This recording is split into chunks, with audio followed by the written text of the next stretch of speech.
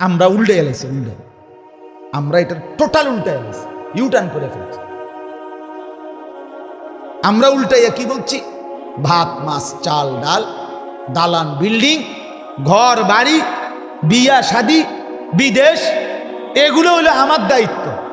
বাপ হিসাবে বাবুরে আমার করেন না, আমি করে দিছি, ঘর করে দিছি, বাড়ি করে দিছি, জমি কিনা দিছি, নুনের বাড়িটা পর্যন্ত কিনা দিছি, বাজার সদাই করে দিছি। এখন যদি জিফুত বউ বাচ্চা যদি নামাজ না করে, পর্দা না করে, আল্লাহ বিল্লাহ না করে, আমি কিনতাম। এইগুলো আমরা দেশের মানুষ। আপনারে বললো কি? আপনি কইলেন কি? আপনারে বললো এগুলোর দিকে তাকাইয়েন না, আপনি নামাজের বন্দিগির ইবাদতের ফিকির করেন। আপনি আল্লাহরে বললেন যে আল্লাহ আপনি বুঝছেন না কথাটা, আমি বুঝছি। তাই তো কি বলেন? আমাদেরকে এই অসভ্যতা কে শিখায়? ইবলিস ছাড়া আর কেউ? শয়তানে এটা শিখাইছে আপনারে। আপনার ছেলেটা নামাজ পড়ে না, আপনার কলিজার ব্যথা নাই। আপনার মেয়েটা পর্দা করে না, আপনি আসেন, আপনি বন খান, আপনি বিড়ি খান, আপনি চা খান, আপেল খান, মালটা খান। আপনার ঘরে আপনার 16 বছরের এত বড় দামরা তে কোনোদিন ফজরের নামাজ পড়ে না, এত বড় জানোয়ার আপনার ঘরে ঘুমায়, আপনি বইয়া বইয়া রাত কাটান, দিন কাটান। বাহ বাহ বাহ বাহ। আপনার ঘরে আজকে 10 বছর ধরে রঙিন টেলিভিশন চলে, নাচ গান, জিনা ব্যভিচারের দৃশ্য। আমনের বউ বাচ্চা আমনের সোফার মধ্যে বইয়া, চেয়ারের মধ্যে বইয়া বইয়া আপনার ঘরের নাচ গান, উলঙ্গ নাচ গান দেখে, আরে নাফরমান বাপ মা, অভিভাবক, তুমি কেমনে জবাব দিবা বাপ? তোমার ঘরে তোমার টাকায় তোমার বউ বাচ্চা জাহান্নামের দৃশ্য দেখে, অশ্লীল উলঙ্গ ছবি টেলিভিশনে দেখে, আর আপনি ঘুম যান, আপনি রাইতো কাটে দিনও কাটে, আপনি চেহারা সুরুত দেখলে বোঝা যায় আপনার কোনো টেনশন নাই, আপনি খাইয়া পুরা ভালো আছেন। আপনি জিন্দিগি মরছেন খানা আর পড়া আর ঘুম যাওয়া কি? নাহলে একজন মুসলমানের কলিজা পাগল হয়ে যাওয়ার কথা, চোখে পানি থাকার কথা, যে হায় আমার কি হবে, আমার বিবি বাচ্চার কি হবে, আমার ছেলেটা নামাজ পড়ে না, আমার মেয়েটা পর্দা করে না, আমার স্ত্রী পর্দা করে না, আমার ঘরের কেউ আল্লাহর কোরআন পড়তে জানে না। আহা, এরপরে তো খোদার কসম ঘুম হারাম হয়ে যাওয়ার কথা, চোখে পানি থাকার কথা। বাস্তবিক অর্থে আসলে আল্লাহর কথা শুনবার ক্ষেত্রে আমার অনুভূতি দরকার, যে আমার বিবেকের ভিতরে কোনো নড়াচড়া আসছে কিনা। এটা হলো মেইন সফলতা। শুনলেন তো উঠে গেলেন, আবার প্রত্যেকেই নিজ নিজ পূর্বের অবস্থার উপরেই রয়ে গেলেন, তাহলে পরিবর্তন হলো কোথায়? এজন্য বাস্তবিক অর্থে আমার দিল নড়লো কিনা, আমার বিবেক জাগলো কিনা, আমার ভিতরে কোনো অনুভূতি আসছে কিনা, এটা খুব দরকার ভাবা। এটা বড় নিয়ামত। অনেক মানুষ পৃথিবীতে যারা আল্লাহর কথা শুনে জিন্দিগি নড়ে চড়ে উঠছে, কলিজার মধ্যে তোলপাড় শুরু হয়েছে, ফলে পেছনের জিন্দিগি ছেড়ে নতুন করে আল্লাহর দ্বীনকে গ্রহণ করে ঈমান আমলের উপরে উঠে আল্লাহওয়ালা হয়ে গেছে। মূলত এটাই চাওয়া, আল্লাহর কথা বলার শুনবার মূল মাকসাদ। প্রতিটা মাহফিল ইন্তেজাম করতে অনেক কষ্ট, অনেক পেরেশানি।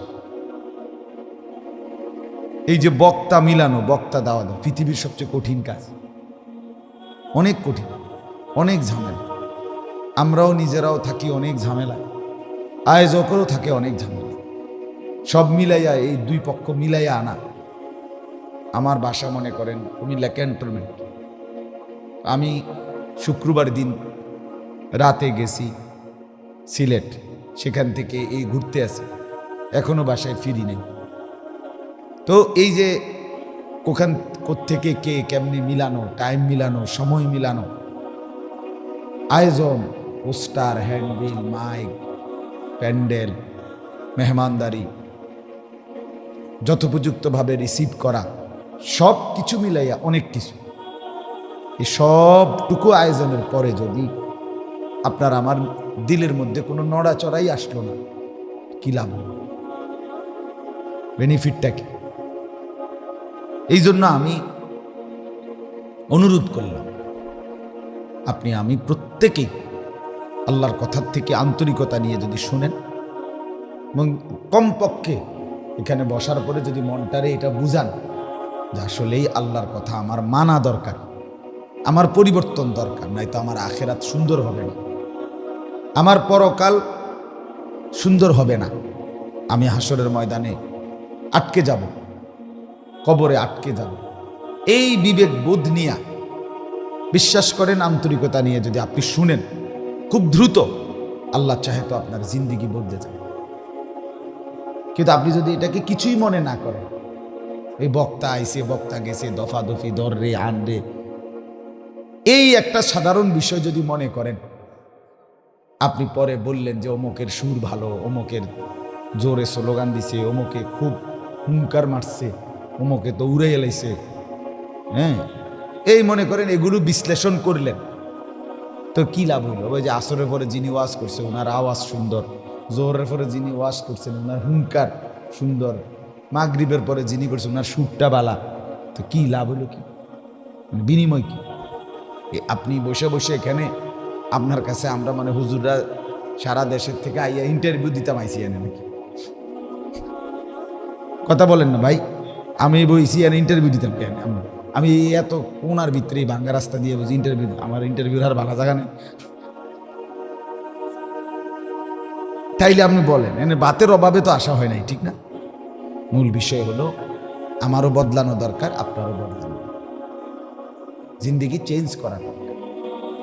এই জন্য মনোযোগ দেন। বিশেষ করে যাদের হাতে মোবাইল আছে, এই হাতে ধরে রাখছেন, আপনি মোবাইল নামায় ফেলেন, ছেলেরা তোমরাও নামায় ফেলো, হাতে ধরে নাও। যদি কখনো রেকর্ড করতেই হয়, এরকম স্ট্যান্ড অথবা বাঁশ, লাডি, রড, এটি একটা কিছু নিয়ে আসবে, ওইটার মধ্যে টাঙ্গাই তুমি, যাতে হুজুরে টাঙ্গাই রাখা যায়, বুঝলেন না?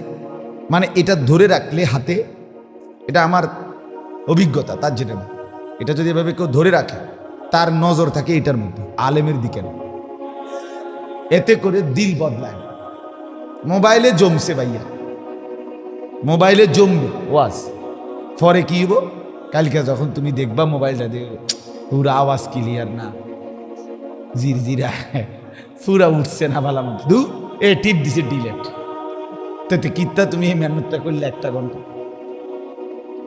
কথা বলেন না, মানে তুমি যে পরে যখন ভাল লাগে না, তখন এক টিপ দিলেই এটা কি হয়ে যায়, তো লাভ হইলো কি আমার? আমি কোনো লাভ হলো না। এই জন্য আমরা অনুরোধ করলাম, আল্লাহর কথা আজকের জন্য না, শুনুন সব সময়, জুম্মার বয়ান, দাওয়াত ও তাবলীগের বয়ান, ওলামায়ে কেরামের এরকম ওয়াজ মাহফিলের বয়ান, আল্লাহওয়ালাদের খানকার মধ্যে বয়ান, যেখানেই আল্লাহর কথা হয়, প্রথম চেষ্টা করবেন নিজের চোখ নজর ওই আলেমের দিকে তাকায় থাকে। বিশ্বাস করেন এটার সাংঘাতিক পাওয়ার, সিরিয়াস বরকত। আপনি কোনো আল্লাহওয়ালা, কোনো আলেমে দ্বীনের চেহারার দিকে তাকাইয়া শুনবেন, আল্লাহ তাআলার দয়ায় আপনার জিন্দেগির মধ্যে পরিবর্তন আসবে। দিন হোতা হ্যায় বুজুর্গোं की नजर से, এটা আল্লাহওয়ালাদের কথা, যে কারো মধ্যে দিনদারি আসে, পরিবর্তন আসে, কোন আল্লাহওয়ালার নজরের বরকত। নজর, চোখের দৃষ্টি, চোখের সীমাহীন পাওয়ার। এজন্য ওলামায়ে কেরামের দিকে তাকিয়ে শুনবেন। মুরব্বীদের কাছে অনুরোধ, অনেক মুরব্বীরা আছেন, এই জুম্মার দিন শুক্রবারে মসজিদে ইমাম সাহেব বয়ান করে, ওই মুরব্বী ঘাড় ফেলাইয়া নিচের দিকে মাথা দিয়া বসে বসে এই পুরাটা টাইম জুড়ায়। মানে ইমাম সাহেব ওয়াজ করে যতক্ষণ হুজুরের ওয়াজ শেষ, ওনার জুড়াই। ওনারে যদি বলেন আপনি চাচা আর জুড়াইতেন না, কব হুজুরে তো ওয়াজ বন্ধ করে দিছে, আমি কি করব? হুজুরে যদি ওয়াজ করে তাহলে আমি জুড়াব। এটা ঠিক না। এই মানুষের পরিবর্তন হয় না, এই মানুষরা এই বেটার চা দোয়ানের অভ্যাস যায় না, এই বেটার বিড়ি খানের অভ্যাস ছুটে না, এই লোকের কথায় কথায় গালি দেওয়ার অভ্যাস ছুটে না। নাহলে 60 বছর 70 বছর বয়সে এতদিন যার হায়াত, 60 বছর কি খামখেয়ালি কথা?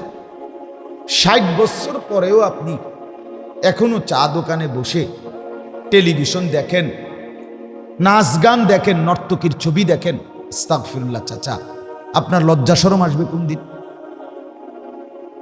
আপনি মরবেন কোন দিন বলেন না? বিবেক কি বলে? এই লোকটা কেমন বেশরম, কেমন বেহায়া লোক। 60 বছরও কলজাটা আখেরাতের ভয় আসলো না? কবরের কথা মনে পড়লো না? আপনি 60 বছরে কত লাশ, কত জানাজা, কত মানুষের দাফন দেখলেন। 60 বছরে কি একটা লোক 2টা জানাজা পড়ছে? তাহলে কত জানাজা পড়ছে, কত মানুষের মৃত্যু দেখছে। এত মৃত্যু, এত লাশ, এত কবর, এত অ্যাক্সিডেন্ট, এত মুসিবত দেখার পরেও আপনি আখেরাতের প্রস্তুতি নিলেন? এখনো কথায় কথায় গালি দেন, এখনো বিড়ি সিগারেট খান, এখনো চা দোকানে বসে টেলিভিশন দেখেন, এখনো সুদের লেনদেন করেন, এখনো কিস্তির লেনদেন করেন। আস্তাগফিরুল্লাহ, কি পরিমাণ বেহায়া! এজন্য আমি অনেক সময় বলি, রাগ করবেন না, যেটা সত্য এটাই সত্য, যেটা রাত এটা রাতই, যেটা দিন এটা দিনে। কথা বোঝেন নাই? রাতকে দিন বলার সুযোগ নেই, দিনকে রাত বলার সুযোগ, অন্যায়কে ন্যায় বলার সুযোগ নেই। তাইলে আপনি, আমার দিল বলে যে এই মুরব্বী 60 বছর 50 70 বছর এখনো সুদ খায়, কিস্তি নেয়, টেলিভিশন দেখে, নাচ গান দেখে, এখনো বিড়ি সিগারেট খায়, এবার আর কলজাটা পাথর কলজা। পাথর এত শক্ত না, কারণ এই যে 60 বছরে তার কলজাইটা পাথর হইয়া এটা টাইলস লাগাইছে। এইটা তার কত ফানিও ঢোকে না এটার ভিতরে, এরকম পাথর দিল মানুষ। নাই তো বদলাবে না কেন? আপনি এই 50 বছরে কত নসিহত শুনলেন, এত ওয়াজ, এত নসিহত, আল্লাহর কোরআনের এত কথা, কিছুই আপনার মধ্যে কোনো অনুভূতি জাগাইলো না। আরে কি আশ্চর্য কথা না! আমার এটা মাথায় ধরে না, আমি ভাবতেই পারি না, ভাবতেই পারি না। আল্লাহর নবী সাল্লাল্লাহু আলাইহি সাল্লাম, মুসলিম শরীফের হাদিস, নবী সাল্লাল্লাহু আলাইহি সাল্লাম বলেন, আ'যারাল্লাহু ইলা ইমরিইন আখখারা উমরাহু হাত্তা বালাগা 60। পরিষ্কার সহিহ হাদিস, মুসলিম শরীফে। নবীজি বলেন, আল্লাহ তাআলা যাকে হায়াত লম্বা করে 60 বছর পর্যন্ত পৌঁছাইছে, 60 মানে কত? 60 বছর পর্যন্ত যাকে আল্লাহ দীর্ঘ হায়াত দিয়ে, আখখারা উমরাহু, তার হায়াত লম্বা করে, হাত্তা বালাগা 60 পর্যন্ত পৌঁছে। সরাসরি নবী বলেন, এরপরেও যেই বুড়া চাচা 60 বছরে নিজেকে জাহান্নাম থেকে বাঁচাইতে পারলো না, নেক কাজ করতে পারলো না, নিজের জীবনটা সুন্দর করতে পারলো না, খোদার কসম আল্লাহর নবী বলেন, এই লোকটাকে হাসরের ময়দানে দাঁড় করিয়ে আল্লাহ তাআলা 1 সেকেন্ড কোনো প্রশ্নও করবে না, কিছু বলার সুযোগও দিবে না, খাড় করাইয়ে ফিটাল ফেরেশতারে দাঁড় করাইয়ে বলবে ফেরেশতারে যে সাসারে ফিট। হ্যাঁ, বুড়া মিয়ারে শুধু ফিট, আড্ডিয়ে উড্ডিয়ে একদম বাইঙ্গালা ফিট। কেন? 60 বছর হায়াত পাওয়ার পরে কত রোদ, কত বৃষ্টি, কত আলো, কত অন্ধকার, কত কিছু দেখলো জীবনে, এরপরও যে গুনাহ ছাড়তে পারলো না, এই লোক পাষাণ লোক, এই লোক নির্মম, এই লোক শক্ত হারামি, এই লোক সীমাহীন পাপী, সীমা লঙ্ঘনকারী, গাদ্দার। এই জন্য অনুরোধ করছি, যে কয়জন মুরব্বী চাচা আছেন, আপনাদের এই শেষ হায়াত খামখেয়ালি করবেন। এত লম্বা হায়াত পরে আপনি যদি জাহান্নামী হন, আল্লাহ না করুন, আপনি যদি নেক আমল করতে না পারেন, তাহলে আপনার আফসুস ছাড়া, বদনসিব ছাড়া, মন্দ কপাল ছাড়া আর কিছুই। জিন্দিগির হিসাব কি? শেষ বয়সের কাজ কি? কোরআনে আছে। শেষ বয়সের কাজ কি কি আল্লাহ তাআলা শিখাইছে। শেষ বয়সের কাজ হলো আল্লাহর কাছে চাওয়া, রব্বি আউজি'নি আন আশকুরা নি'মাতাকাল্লাতী আন'আমতা আলাইয়া ওয়া আলা ওয়ালিদাইয়া। 40 বছরের পরেই আল্লাহ কোরআনে বলছে ওয়ালাম্মা বালাগা আশুদ্দাহু ওয়া বালাগা 40 সানা। 40 বছরের পরেই একজন মুমিনের করণীয় হলো আল্লাহর কাছে এই জিনিসগুলো চাওয়া। কি? 1 নাম্বার, আল্লাহ এই পর্যন্ত হায়াতে আপনি আমার উপরে এবং আমার মা বাবার উপরে যত নিয়ামত দিয়েছেন, এখন থেকে বাকিটা হায়াত আমাকে সেই নিয়ামতগুলোর শুকর আদায়ের তৌফিক দিন। এই হলো 1 নাম্বার আল্লাহর কাছে চাওয়া। 2 নাম্বার, ওয়া আন আমালা সালিহান তারদাহু। আল্লাহ আপনি আমাকে এখন থেকে বাকিটা হায়াত ওই সমস্ত নেক আমলের তৌফিক দেন যেগুলো করলে তারদাহু, আপনি আল্লাহ সন্তুষ্ট হয়ে যাবেন। 3 নাম্বার, ওয়া আসলিহ লি ফি যুররিয়াতি। এই পর্যন্ত আপনি আমাকে সন্তানাদি, আমারে ছেলে মেয়ে যে কয়জন দিছেন, আমার এই স্ত্রী সন্তানদেরকে ইসলাহ, পরিপূর্ণ সংশোধন, দিনদার, নেককার বানান। 4 নাম্বার, ইন্নী তুবতু ইলাইকা। আল্লাহ এই পর্যন্ত 40 বছর 50 বছর পিছনের এই হায়াত যা গুনাহ হয়েছে, নাফরমানি করে ফেলছি, আমি সব ছেড়ে দিলাম, আর করব না, ওয়াদা দিলাম, তওবা করছি, আপনি আমার তওবা কবুল করেন। 5 নাম্বার হলো ওয়া ইন্নী মিনাল মুসলিমিন। আল্লাহ আমি ওয়াদা দিচ্ছি এখন থেকে বাকি হায়াত আমি মুসলমান, আপনার অনুগত বান্দাদের একজন হয়েই থাকবে। এই হলো আল্লাহর দেওয়া শিখানো। কি সুন্দর সবক বলেন। এরপরে আর কোনো কথা লাগেনি, আর কোনো ওয়াজ লাগেনি। এটা এই 5টা কথা, এর চাইতে চমৎকার ওয়াজ আর কি হইতে পারে। আল্লাহ উপদেশ দিছে একজন বয়স্ক লোক 40 বছরের পরেই তার করণীয় আল্লাহর শুকর আদায় করা, নেক আমল করতে থাকা, সন্তানাদির দিন ইমানের জন্য চেষ্টা করা, গুনাহ থেকে তাওবা করা, নিজেকে মুসলমান আল্লাহর অনুগত হিসেবে বাঁচিয়ে নেয়। আমাদের মুরব্বীরা, বয়স্ক মানুষরা, বাপ চাচারা কয় শেষ বয়সে কি অবস্থা চাচা, কিটছেন এই পর্যন্ত জীবনে মিললে সারা এই 60 বছর, আল্লাহর রহমতে আমনগো দোয়ায়, 10-এর দোয়ায় 3 গা ফুট বিদেশ ফেলাইছে। হুজুর আল্লাহর রহমতে 10 জনের দোয়ায় 60টা মাইয়া বিয়ে দিছে। এই লো হেবটার অর্জন, মানে ওনার 60 বছরের খোলাসা। একখান ঘর করছি, 4টা রুম, ভিতরে 2টা বাথরুম, এই ঘর করছি। ওই শহরে মেইন রোডের লগে কিন্তু জায়গা কিনেছি, ব্যাংকে আল্লাহর রহমতে 2-4-5 লাখ টাকা জমাইছি। 1 সেট সোফা বানাইছি, 2টা আলমারি বানাইছি, 3টা খাট বানাইছি, 2 ডজন কাঁচের প্লেট কিনছি, নুনের বাড়ি কিনছি 4টা, 4 কাপ কিনছি 1 ডজন। কাহিনী করে মানে ইচ্ছা করে এডি করছে। আমনে চাষা এই দিনই আপনি হিসাব দিলেন, আপনার 60 বছর লাগাইয়া 70 বছরে বুঝি খাট, পালং, সোফা, ফার্নিচার, দালান, বিল্ডিং, ইট, বালু, সিমেন্ট, ফাঙ্গাস, তেলাপিয়া, এই দৈন্যতা কাঁচামরিচ, এটি হিসাব বলেন একজন মুসলমান? এই হিসাব হাসি না, আপনি বলেন না ইনসাফ। আপনি অধিকাংশ মুসলমান শুনেন এগুলোই বলে, এগুলোই বলে, এগুলোর হিসাব বলে। এটা তো মূল বিষয়। মূল বিষয় হলো 3টা ছেলে যে আপনার, 3 জন নামাজ পড়ে তো, এটা কর। 3 জনে কোরআন শরীফ পড়তে পারেনি, এটা কর। আপনার যে 4টা মেয়ে, 4 জন পর্দা করে তো, এটা বল। আপনার 4টা মেয়ে যেখানে বিয়ে দিছেন, ওই বাড়ির মধ্যে পর্দা প্রসিদা করে, টেলিভিশন, নাচ গান, নর্তকীর ছবি, জিনা, ব্যভিচারের দৃশ্য, এগুলো দেখে না, এটা বলে।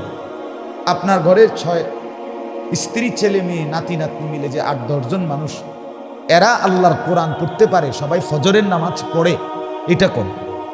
বেড়া হইলে এটা খারাই, তাইলে কিছু বললেন, তাইলে কিছু করলেন, তাইলে কিছু অর্জন হলো। খোদার কসম, এই ভাত মাছ আর চাল ডাল আর দালান বিল্ডিং হিসাব দেওয়া, এটা ধোঁকা ছাড়া আর কিচ্ছু। ধোঁকা, ধোঁকা, এই খাটিটা, এই সোফাইটা যিনি বানাইছেন, উনি যদি 1 লক্ষ টাকা খরচ করেও বানায়, এরপরও 20 বছরের ব্যবধানে ওনার পরিবার, ওনার সদস্যরা এটা ফেলে দিবে, বলবে ইডিয়ন চলে না, এই মডেল ওনার চলে না।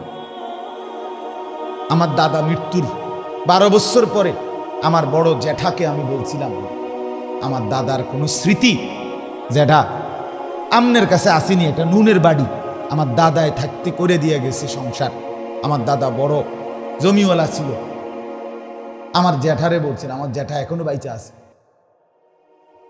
12 বছর পরে আমার জ্যাঠা চোখের পানি ফেলে বলছে, না রে ভাতিজা, তোরে দেখানোর মতো তোর দাদার কোনো স্মৃতি আমার কাছে নেই।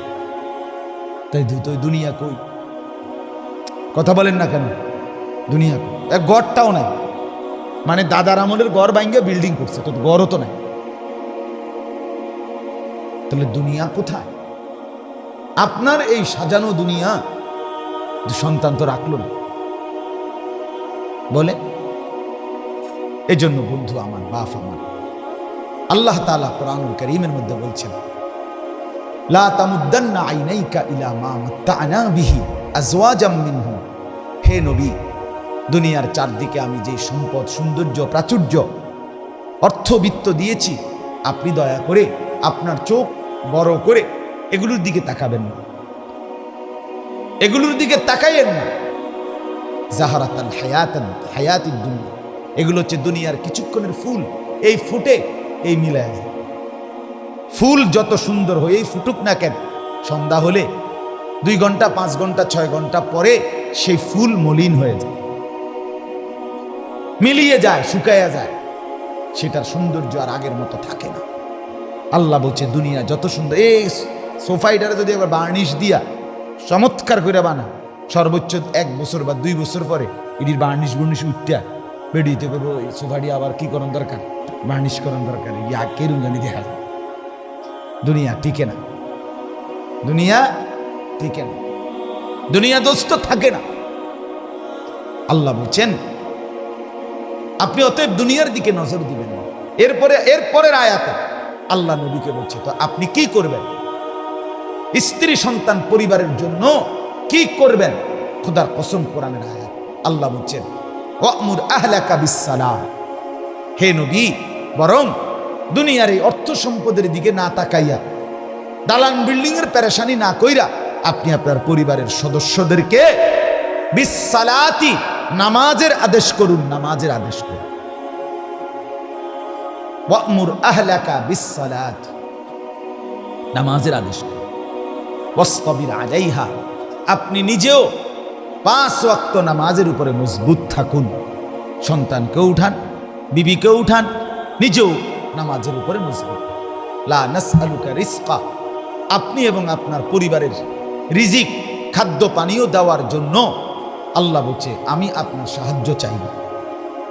আপনি লাগতো না, আমি পারব। নাহনু নারযুকুকা, পরিষ্কার আয়াত। আল্লাহ বলেন আমি একাই আপনি এবং আপনার পরিবারের সদস্যদেরকে রিজিক দেব। আরে বাপ, আল্লাহ বলছেন আমি দেব বান্দা, ভাতের ফিকির আমি করব, নামাজের ফিকির তুমি করো।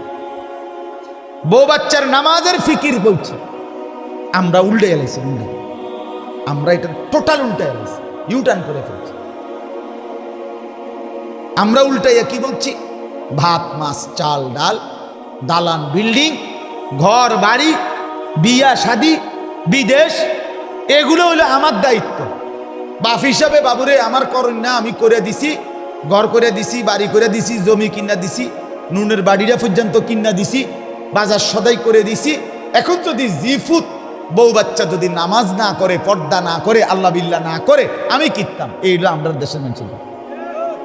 আপনারে বললো কি? আপনি কইলেন কি?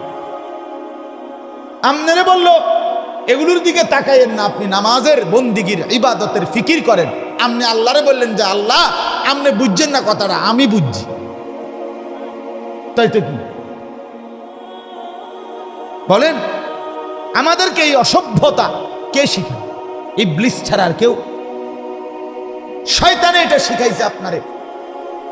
আপনার ছেলেটা নামাজ পড়ে না, আপনার কলিজার ব্যথা নেই। আপনার মেয়েটা পর্দা করে না, আপনি আসেন, আপনি বন খান, আপনি বিড়ি খান, আপনি চা খান, আপেল খান, মালটা খান। আপনার ঘরে আপনার 16 বছরের এত বড় দামরা রাতে কোনোদিন ফজরের নামাজ পড়ে না, এত বড় জানোয়ার আমনের ঘরে ঘুমায়, আমনে বইয়া বইয়া রাত কাটান, দিন কাটান। বাহ বাহ বাহ বাহ। আপনার ঘরে আজকে 10 বছর ধরে রঙিন টেলিভিশন চলে, নাচ গান, জিনা ব্যভিচারের দৃশ্য, আমনের বউ বাচ্চা আমনের সোফার মধ্যে বইয়া, চেয়ারের মধ্যে বইয়া বইয়া আপনার ঘরের নাচ গান, উলঙ্গ নাচ গান দেখে, আরে নাফরমান বাপ মা, অভিভাবক, তুমি কেমনে জবাব দিবা বাপ? তোমার ঘরে তোমার টাকায় তোমার বউ বাচ্চা জাহান্নামের দৃশ্য দেখে, অশ্লীল উলঙ্গ ছবি টেলিভিশনে দেখে, আর আমনে ঘুম যান, আমনে রাইতো কাটে দিনও কাটে, আমনে চেহারা সুরুত দেখলে বোঝা যায় আমনের কোনো টেনশন নাই, আপনি খাইয়ে পুরা ভালো আছেন। আপনি জিন্দিগি বুঝছেন খানা আর পড়া আর ঘুম যাওয়া কি? নাহলে একজন মুসলমানের কলিজা পাগল হয়ে যাওয়ার কথা, চোখে পানি থাকার কথা, যে হায় আমার কি হবে, আমার বিবি বাচ্চার কি হবে, আমার ছেলেটা নামাজ পড়ে না, আমার মেয়েটা পর্দা করে না, আমার স্ত্রী পর্দা করে না, আমার ঘরের কেউ আল্লাহর কোরআন পড়তে জানে না। আহা, এরপরে তো খোদার কসম ঘুম হারাম হয়ে যাওয়ার কথা, চোখে পানি থাকার কথা। কোরআনে আছে সূরা হুদের মধ্যে হযরত নূহ আলাইহিস সালাম, নূহ নবী 950 বছর কালেমার দাওয়াত দেওয়ার পরেও, 950 বছর বুঝেন মানে 950 টাকা নাকি? 50 টাকা কম 1000? না না, 50 টাকা কম 1000 তো 950 টাকা। আর 950 বছর আর 950 টাকা এক কথা না। আমনের আমার বাপ দাদা 14 গোষ্ঠীর কয়জনের হায়াত একত্র করলে 950 বছর? বলেন মিলান,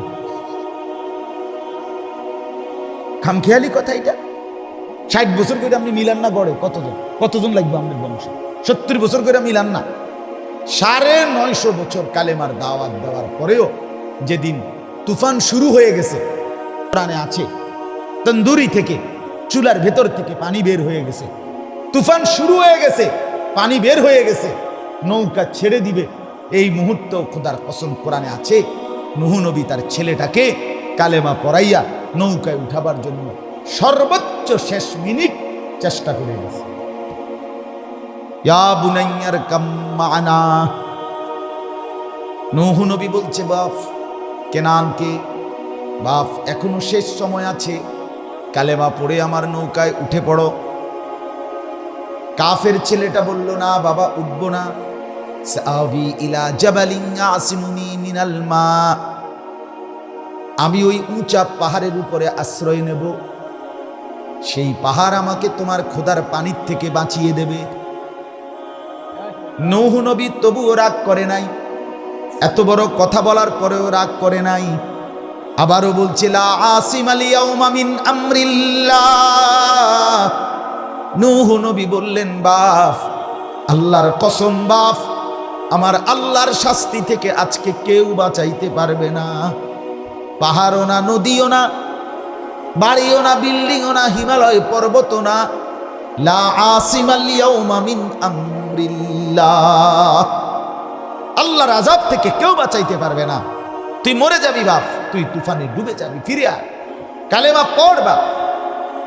তাফসীরের মধ্যে আছে নূহ নবী এভাবে ছেলেকে টানতেছে, বাপ আয় না, ঈমান আন। ছেলের হাত ছিঁড়ে যায়, ছুটে যাচ্ছে, না বাবা আসবো না, কালেমা পড়বো না। আল্লাহ বলে এই বাপ ফুতের এই টানা টানি করতেছে, এই অবস্থায় ওয়াহালা বাইনাহুমাল মাউজ, একটা ঢেউ আইসা বাপ আর ফুতকে একটা ধাক্কা মারছে। ফাকানা মিনাল মুগরাকিন, জীবনের তরে ছেলেটা ছুটে গিয়ে পানিতে ডুবে গেছে। কিন্তু শেষ মিনিট পর্যন্ত চেষ্টা করছে কিনা? কথা বলেন না কেন? কিসের চেষ্টা করছে? ঈমানের চেষ্টা, আল্লাহর দিকে ফেরানোর চেষ্টা করছে। আমি শেষ বয়স বাবুরে, আমি বেশিতে বেশি সাদওয়ানের বেশি কোনো দিকে যাইতে পারি না, যে দুঃশল্যে কুলায় সাদওয়ানে বইয়া তাই বন বিড়ি খাই, জিবুত নামাজ পড়লে পড়ুক, না পড়লে না পড়ুক, বাদ দেন, হ্যাঁ ওটা শল্যে দেন, ওটা সাদওয়ান ছাড়া অন্য কোনো দিকে যায় শল্যে দেন। রঙের কথা মানে রঙের আলা। আবার এই লোকটাই সন্তানের ইবাদতের ফিকির যার নাই, কিন্তু সন্তানের টাকার লোভে এই বলার লেগেই সুদে টাকা নিয়া কিস্তিতে টাকা নিয়ে বিদেশ পাঠানোর জন্য উনিয়ে পাগল আবার।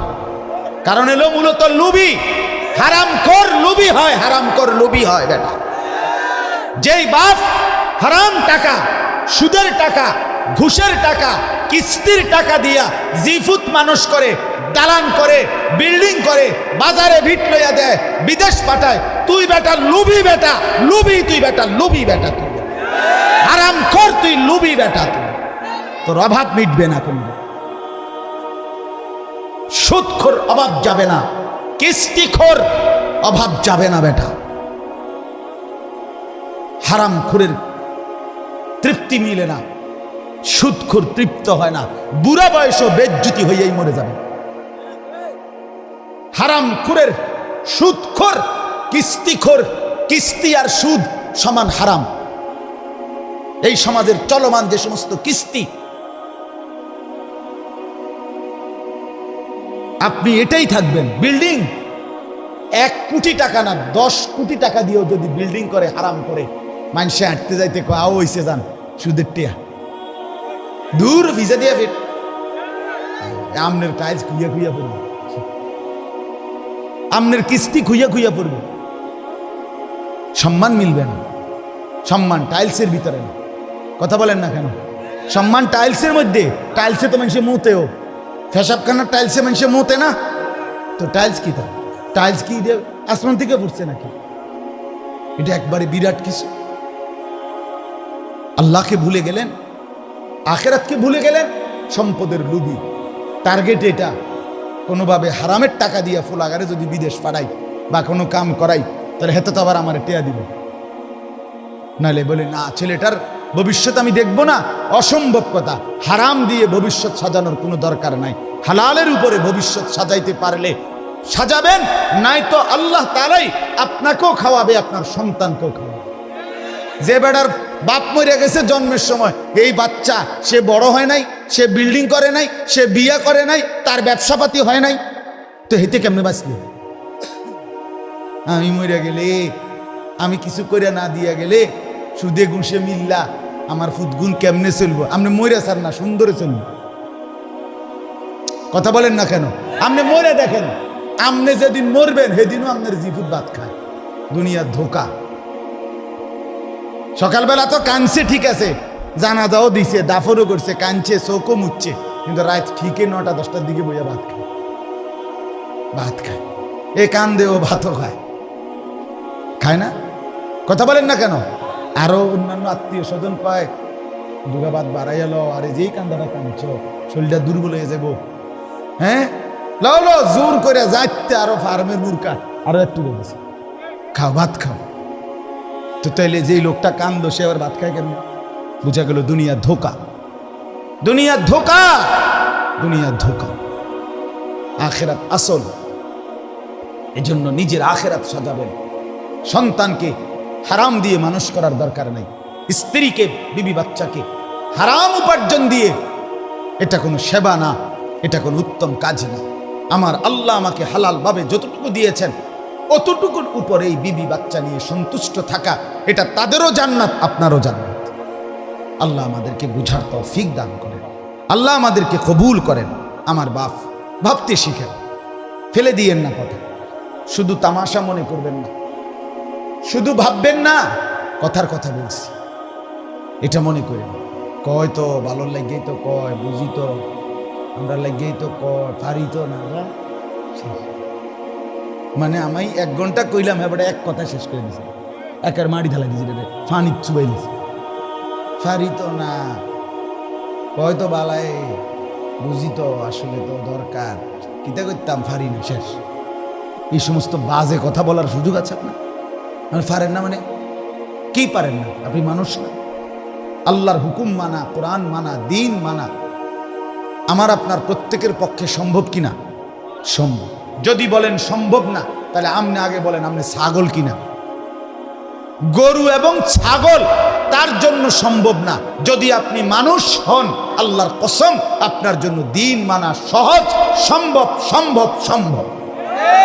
কাজে আপনি আগে ফয়সালা করেন আপনি মানুষ না ছাগল। এই জন্য তো আমি প্রতিদিন বলি, এই ছেলেরা তোমাদেরকে বলি, বাপ তোমরা যারা ফজরের নামাজ পড়ো না, খোদার 365 দিন, একটা বছর কোনো দিন যার কোনো দিন মনে পড়লো না 365 দিনে ফজরের নামাজ পড়া দরকার, কোনো দিন ফজরের নামাজ পড়লো না।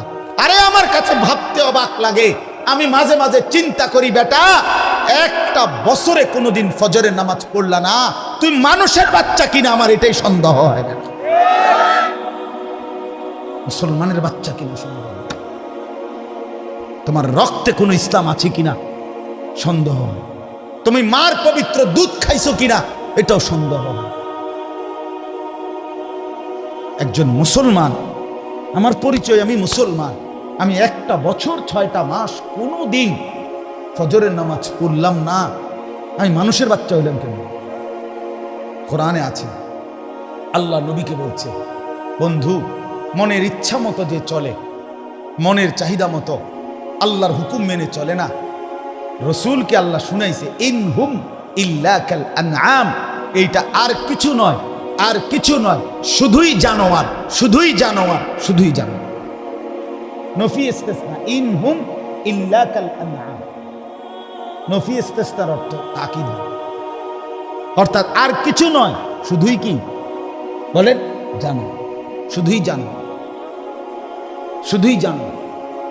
আল্লাহ বলছে পরিচয়, রসুলকে বলছে, আপনাকে শুনেছি বন্ধু, নবীকে আল্লাহ বলছে, মনের ইচ্ছা মতো যে চলে সে আর কিছু না, শুধুই জানো। তার পরিচয় একটাই, আনআম, চতুষ্পদ জন্তু, গরু, ছাগল, কুকুর, বিড়াল,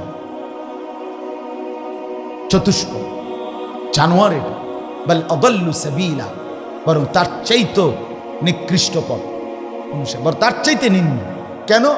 একটা ছাগল, একটা গরু, একটা কুকুরকে কেউ যদি লাডি আলগি দেয়, হে দৌড় মারে, হে বোঝে আমার মায়ের মুখ, তাহলে কুকুরের এর দুর্দিমাগ আছে যে আমাকে এই লাঠির থেকে বাঁচা দরকার, আর এই নাফরমানের এর দুর্দিমাগ নাই আমার জাহান্নাম থেকে বাঁচা দরকার। এই জন্য তুমি কুকুরের চাইতে নিকৃষ্ট, জানোয়ারের চাইতে নিকৃষ্ট, গরু ছাগলের চাইতে নিকৃষ্ট। এই জন্য জিন্দিগি দোস্ত, অনুরোধ করছি, আমার কথা আমি লম্বা করছি না, আমার ছেলেরা, তোমরা আমাদের সন্তান, তোমরা আমাদের ছোট ভাই, তোমরা আমাদের যুবক বন্ধু, তোমরা ভাবতে হবে, তুমি তোমার পরিচয় শিখো।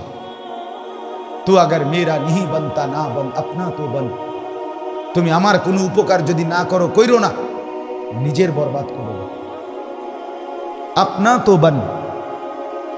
সৈয়দ আবুল হাসান আলী নদভী রহমতুল্লাহ বলছে, তুমি নিজের জন্য ভাবো, নিজেকে নিয়ে কদ্দুর ভাবো, এখানে নিজেকে এভাবে নষ্ট করে দিও, সারা রাত উলঙ্গ ছবি দেখা, তুমি বন্ধু শেষ হয়ে যাবে। 5 ওয়াক্ত নামাজ, 1 ওয়াক্ত নামাজও তোমার পড়তে মন চায় না, আহা বন্ধু, আহা ছেলে, তুমি তো বরবাদ হয়ে যাবে, তুমি তো জন্তু জানোয়ার, কুকুর বিড়ালের চাইতে নিকৃষ্ট হয়ে যাবে। এটা কি কোনো জিন্দিগি হলো? আরে ভাইয়া, এটা কি জীবন? একজন মানুষ কতক্ষণ মোবাইল টিপে, একজন মানুষ কতক্ষণ উলঙ্গ ছবি দেখে, বিনোদন কতক্ষণ? আমাদের আর কোনো কাজ নাই, আমরা আসছি শুধু এই বেডি দেখানোর লেগে। আল্লাহ তাআলা সৃষ্টি করছে শুধু নারী দেখার জন্য। হতাশা না, আমরা আপনাদেরকে ফিরাইতে চাই, আমার যুবক সন্তানদেরকে, ছেলেদেরকে আমরা ফিরাইতে চাই। আমি অনুরোধ করছি, আজকে লম্বা বয়ান হয়েছে, আরো বয়ান হবে ইনশাআল্লাহ, কিন্তু এই সব কথা মিলে আজকে তোমরা যারা নওজোয়ান, আজকে যারা আমাদের বাবা, আপনাদের প্রত্যেকের কাছে আমার সর্বশেষ হযরত আমাদের প্রিয় ভাই হযরত মাওলানা মুফতি আলী হাসান উসামা দামাত বারাকাতুহুমুল আলিয়া, তিনি এসেছেন। বলেন আলহামদুলিল্লাহ, বলেন আলহামদুলিল্লাহ। আমরা সবাই মিলে দেখেন, আমি আজকেও বলছি যে সব মিলাইয়া 10 জন বক্তা, নয়তো 20 জন বক্তা, 30 জন বক্তা, আরে বন্ধু কেমনে সম্ভব? এই এত বড় বিশাল জনগোষ্ঠী সবাইকে দ্বীনের দিকে ফিরিয়ে আনা কিভাবে সম্ভব? অনেক কঠিন ব্যাপার।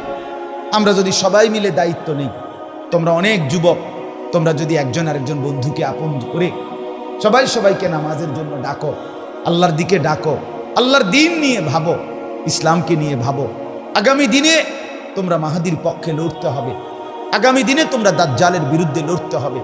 এই ইসরায়েলের ইহুদিরা শুধুমাত্র ফিলিস্তিনের মুসলমান না, 180 কোটি মুসলমানের বিরুদ্ধে। এদের ক্ষোভ, এদের আক্রোশ সারা পৃথিবীর মুসলমানের বিরুদ্ধে। এই জন্য আমরা যদি না ফিরি, আমরা যদি সবাই মিলে চেষ্টা না করি, সবাই মিলে যদি নিজেদের ঘর পরিবার, নিজেদের আশপাশ, নিজেদের চলাফেরা, উঠা বসা, লেনদেন, আচার ব্যবহার, চাল চলন আমরা যদি সুন্দর না করি, তাহলে আমাদের বরবাদি, আমাদের জিল্লতি, আমাদের কষ্ট আমাদেরকে ভুগতে হবে, আমাদের উপরে মুসিবত আসবে। এই জন্য আমি অনুরোধ করলাম, আজকে এইটুকুই আমার মূল বক্তব্য। আমরা যেন প্রত্যেকে ইনশাআল্লাহ ঈমান আমলের দিকে 5 ওয়াক্ত নামাজ, শুধু 3টা জিনিস আল্লাহ কোরআনে স্পষ্ট বলছে।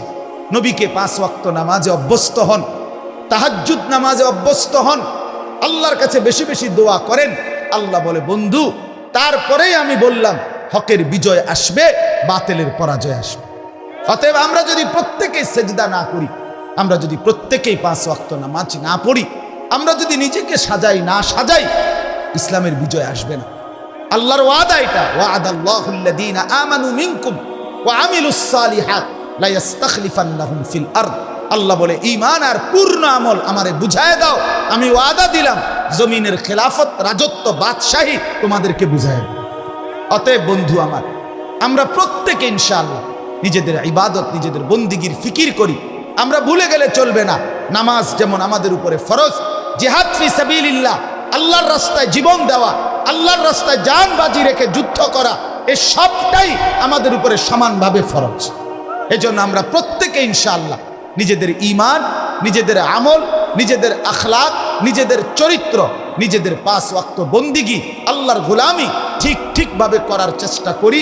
সবাই মিলে একজন আরেকজনকে আন্তরিকতার সাথে আল্লাহর দিকে ফিরায় আনবার চেষ্টা করব। ঠিক আছে ইনশাআল্লাহ।